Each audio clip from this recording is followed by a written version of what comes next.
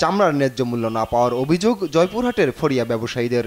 সরকার নির্ধারিত মূল্যে চামড়া কিনছেন না এখানকার আড়তদাররা।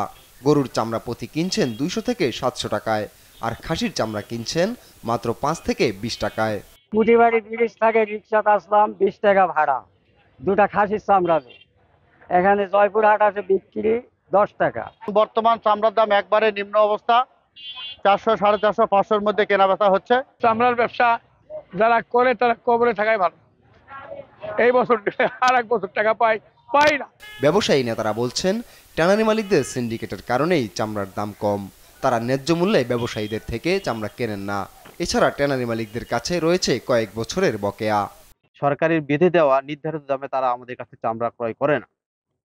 আমরা তাদের কাছে অনুরোধ করব, তারা সিন্ডিকেট না করে সঠিক দামে চামড়াটা যেন আমাদের কাছ থেকে নিয়ে থাকে।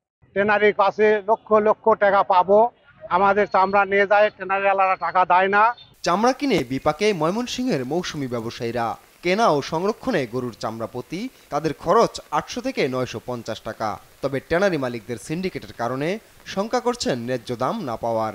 কিনা হচ্ছে বেশি দাম দিয়ে, খরচ অনেক বেশি হচ্ছে, কর্মীও পাওয়া যাচ্ছে না, কর্মীর খরচ অনেক বেশি। পঞ্চগড়েও একই চিত্র। গরুর চামড়া প্রতি 300 টাকার বেশি দিচ্ছেন না আড়তদাররা, আর ছাগলের চামড়া বিক্রি করতে না পেরে ফেলে দিচ্ছেন ফড়িয়ারা। আড়তদারদের অভিযোগ, ট্যানারি মালিকদের সিন্ডিকেট ও বকেয়া টাকা পরিশোধ না করায় চামড়া ব্যবসায়ী ধস।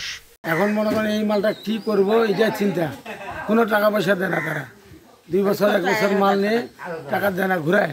চাপ কি নদীতে ফেলে দিব না বিক্রি করব? কষ্ট করছি আমরা, চামড়া লবণ দিলাম কষ্ট করে, এখন দেখি বাড়ি গতবার টাকা পাইনি এখনো।